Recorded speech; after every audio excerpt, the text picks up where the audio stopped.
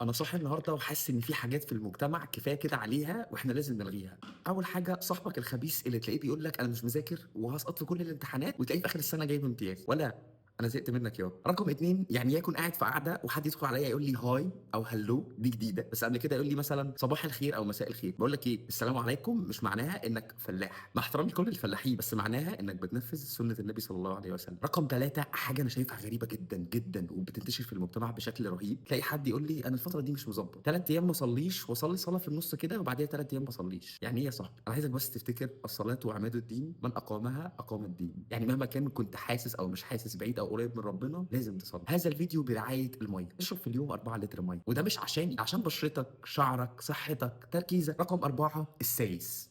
لا بس كده، احنا نلغيه كله على بعض، الشغلانه دي ملهاش اي لازمه. رقم خمسة، الفرق الشعبيه في الافراح. انا عايز اسالهم سؤال، انتوا ليه؟ يعني اخر فرح حضرته كانوا داخلين بسيوف على انغام موسيقى فيلم رعب. ها، لو عاوزين نعمل بارت 2 قولوا لي في الكومنتس، وقولوا لي كمان ايه اكتر حاجه خلاص زهقتوا منها من المجتمع ومحتاجينها تتلغي.